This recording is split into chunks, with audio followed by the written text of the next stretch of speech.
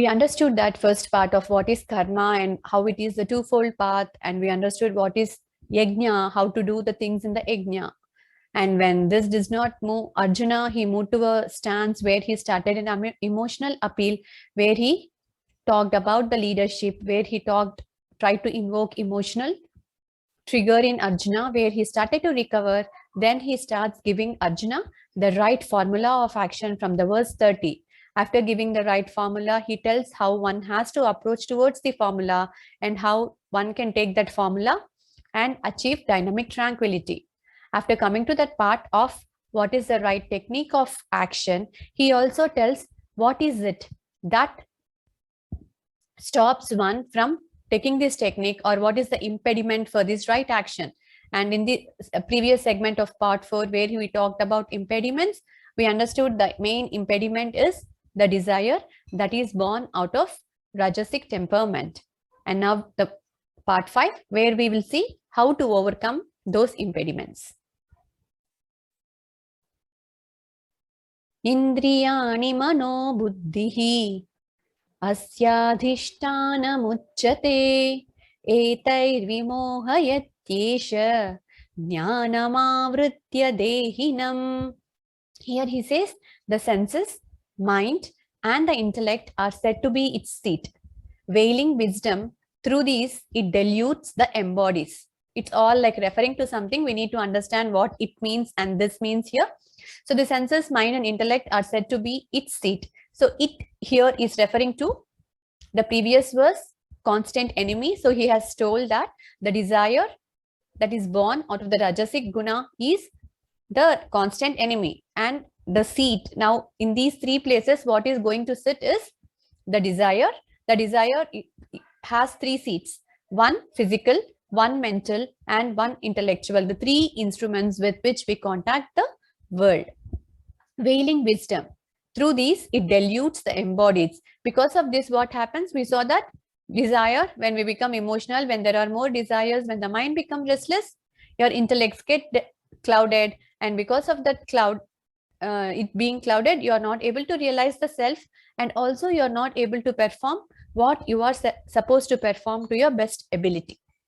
So the three seats of human desire: physical, how it happens physically, is obsession for things. The desire, rajasic desire, is shown in the form of obsession. It could be for your eyes, it could be for your nose, it could be for ears, tongue, or touch, whatever it is. The rajasic desire sits in the physical in the form of obsession to sense objects. And how does it sit emotionally? In terms of, or in the form of, infatuations. And how does it sit intellectually? As an uncontrollable earning. It could be bad, it could be good. Again, that uncontrollable earning. Suppose a person is very much interested to study something, and that intense desire or the restlessness he creates for himself or herself to study something, that is an intellectual desire. But at rajasic desire, because there is an earning to do that, to complete it. If you ask me, it's good or wrong, bad, it's not about good or bad. Again, here, any kind of desire, if it is result oriented, if it is attached to the results of action, it is prone to create mental restlessness. Either it is for a good cause or it is for a bad cause. Equally, it works the same way. Attachment creates restlessness. So we need to guard these three areas where desire germinate and grow, because these are the seeds. They come in as a seed. Then as and when the environment comes conducive, it grows and germinates into a plant. So we need to be mindful about entertaining these desires. And in a practical way, how can we stop the seeds from putting it into the seeds? One thing, contentment is the ultimate medicine, because once we develop the attitude of contentment or have the contentment, then there will not be that attachment to the results. Again, we are not telling you to be contented and not do anything. The formula that we are trying to understand from the teachings of Bhagavad Gita is always go for acquisitions, being content. Don't feel or don't get into the mode that only acquiring this is going to give you happy. Always be contented and go for the pursuits. Be contented and go for the pursuits. There will be absolutely no restlessness. But if you are pursuing to get happiness or contentment, the pursuit will be never ending because you are already restless, and any amount of the happiness we have seen, what is the real source of happiness? Any amount of external objects you encounter with, any kind of external thing that you acquire, you possess. Think about for yourself that were you 100% contented for a prolonged period of time, or did you feel that there is something more you want to be happy? Everyone can question ourselves, turn back, put a reel of our life stories and see what was our journey about, and at which places we felt that quiet happiness, I got this happiness. Again, I said there is a story where a person has a lot of wealth, he has everything. He only feels that I'll be the happiest person if I just get a good wife. That is the only thing that he said, that in my life, this is the only thing that I want to be happy and nothing else. He got married. The happiness lasted for a few years. After that, he felt he will be happy only when he has a kid. Again, they tried for a kid. He had a kid, but unfortunately, the kid was born with some mental disabilities. So the thing continued. So the thing that he thought 5 years back, that this is what makes me happy and I will be happy just if I get this, changes after a couple of years, because we are trying to find happiness from a thing that is constantly changing. The thing that is never changing is our inner divinity, or which is the true self. And when we seek from things that change, which is temporary, we are not prone to have that sustained happiness that changes, because it is the path of the change. So contentment is the ultimate medicine, understanding that we can go for our pursuits and we can perform better when we are contented, because that contentment gives you mental stability, and that mental stability gives you more power from within to do what you want. So in two ways, it helps you to grow spiritually on one side, and also on the other side, when you conquer the world, when you do any work, anything external in this world, you will be able to put in your best efforts because your mind is at rest, your mind is at ease.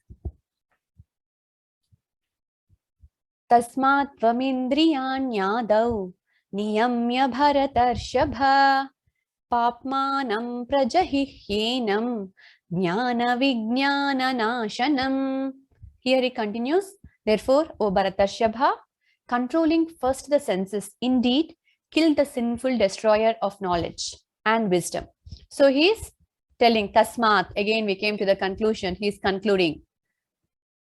Bharatarshbha is again praising Arjuna as the great warrior, or in terms of greatness. He says that first thing what we have to do, sense control. Sense control is the most difficult task. Once the senses are under control, then we have to work on the mind control.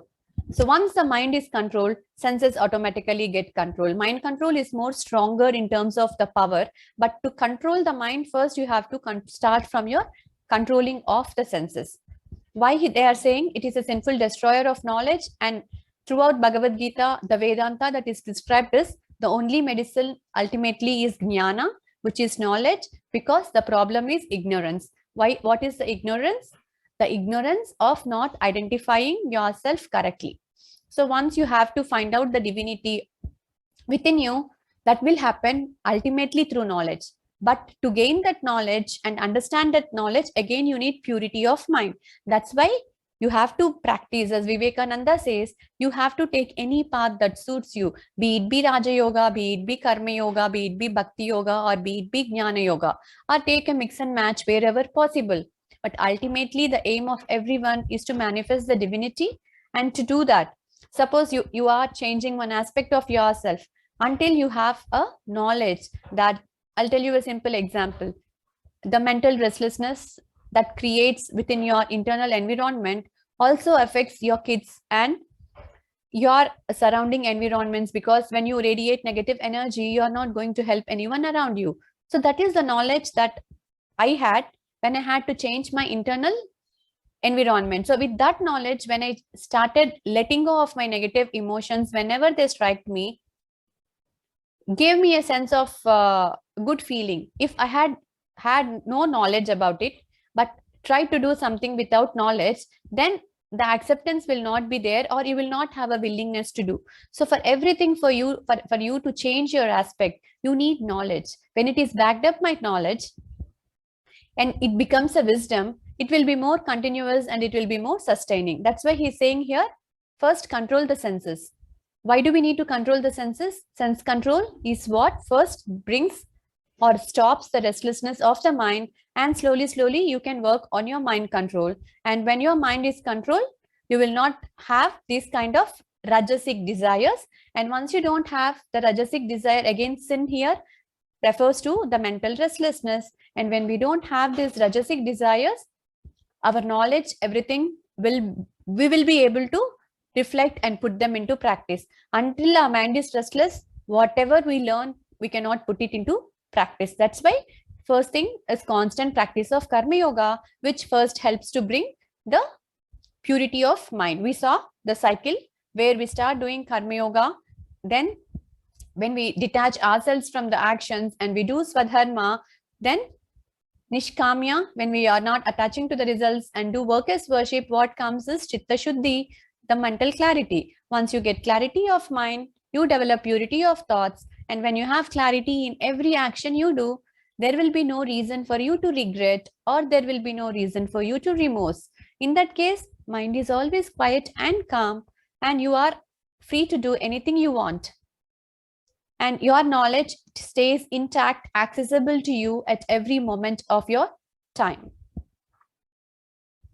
Sense control is very, very difficult. We have seen in the previous chapter also, we have gone through this example where whatever we see registers in our senses first.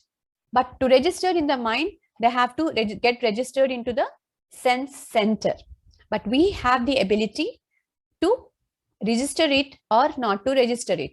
For example, when we are totally involved in one activity, giving our 100% attention in our activity, suppose you are watching your favorite movie, there might be many things going around you.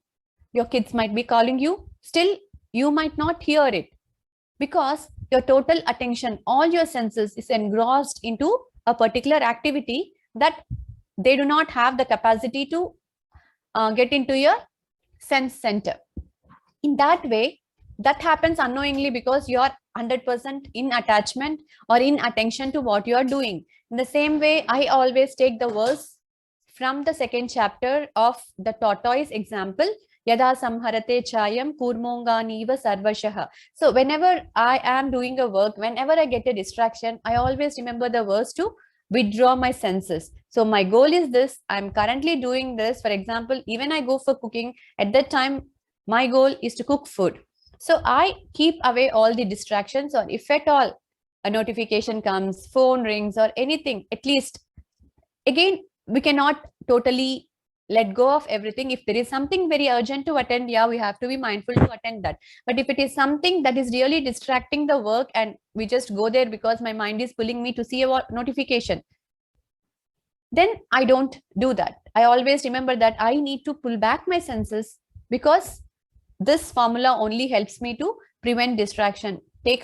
You move along the world with all your senses out until you reach the goal. While you are reaching the goal, you see any distraction, pull back all your senses and protect yourself from that distraction. And this story also we have seen, or this example we have seen, which is from one of the Shankaracharya's writing, where he outlines how each different animal, moth being having the weakness of light, how it goes and falls prey to the candle light, or a light that it loses its life. The same way, deer, by its weakness of sound, it gets trapped. Similarly, elephant, by the weakness of touch, it also falls prey to the hunting. The moth, again, not the moth, the bee or the beetle here, which is again attracted by the sense of the smell, sometimes come to the flowers that are thorny, or sometimes that open and close, and it loses its life. The same way, fish, being having the weakness of taste, it falls prey to its own weakness and it gets caught.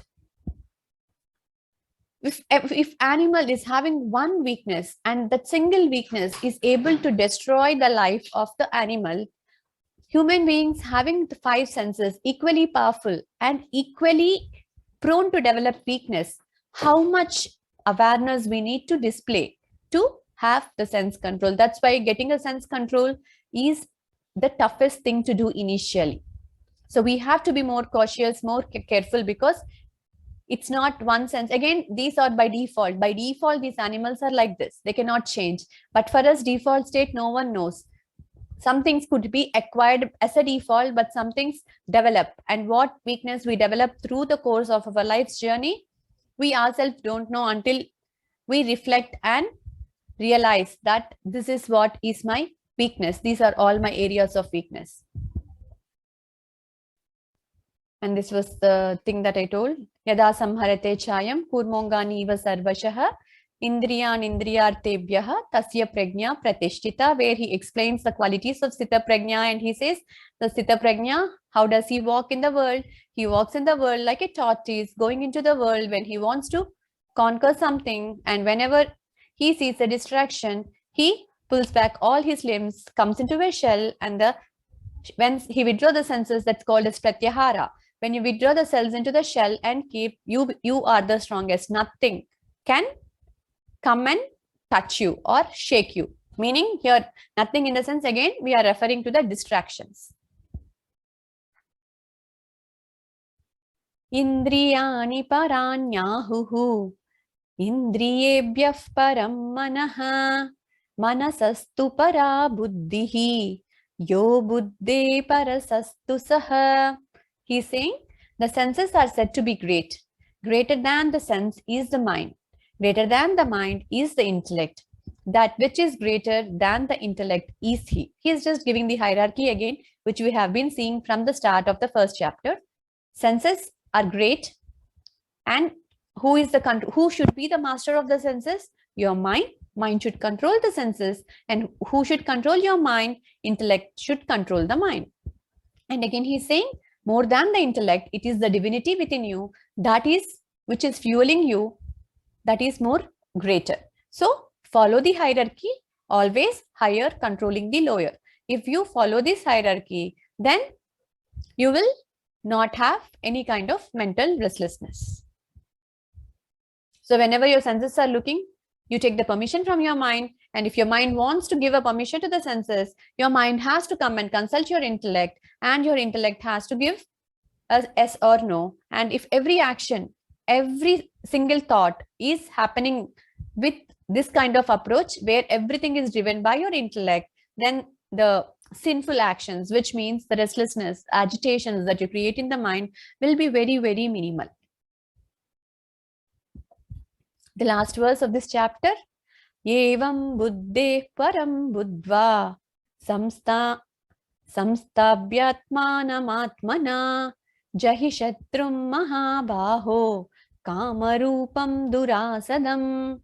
He is telling again, knowing that which is greater than the intellect and restraining the self by the self, O Mahabaho, kill the enemy in the form of desire, hard to conquer.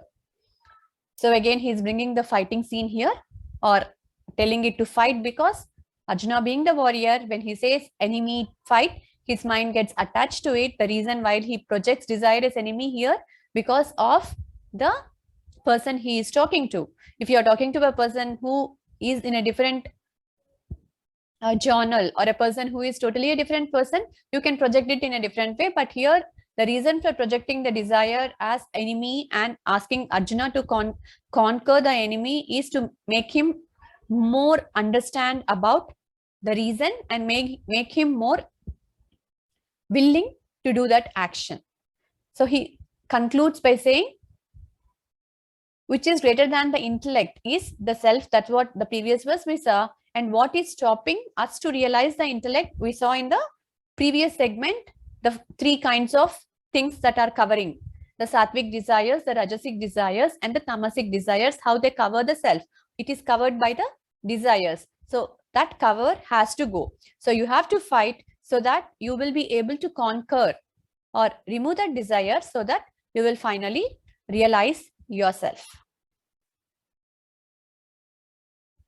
So the practical approach to overcome the dreaded enemy is to realize the self within, because it is greater than the intellect. It is to realize the divinity within each one of us, which is the ultimate goal, to all realize that we are all Tattvamasi or Aham Brahmasmi, and restraining the self by the self. So what we need to do for this? We have to have two pedals. One is you need to have knowledge, and you also need to apply your self-restraint. Self-restraint means the way to control your senses. If you just control your senses without proper knowledge, what will happen? The restriction that you apply on your senses becomes obsession. It will bottle up and it will bombard one day, because you have not given a proper regulation. Suppose you like sweets. You are just restricting just because I don't want to eat sweets without giving a proper reason for not eating it. Then your mind is not in concurrence with your intellect, because your intellect knows it's not good to eat. But when your mind is not understanding that, then that kind of thing will lead to a mental suppression. You're suppressing your senses and in turn your mind. That thing should not happen, because any kind of suppression will bottle up and cause more mental restlessness at the end. So what we need to learn is to not bottle up, but to regulate. So whenever we are applying self-restraint, we call it as Dhamma. When we are applying the self-restraint, we have to do it with proper knowledge. When we do it with proper knowledge, the mind will let go, the mind will accept. So these two are the two pedals. Knowledge and the self-restraint should go like pedals in a bicycle, so that it will be a smooth way to progress in your life. Together, they enable you to conquer desire and reach the ultimate goal of self-realization.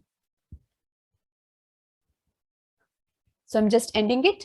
Om Tat Saditi Srimad Bhagavad Gita Su Upanishadsu Brahma Vidyayam Yoga Shastre Shri Krishna Arjuna Samvade Karma Yogo Nama Trutiyo Dhyayah.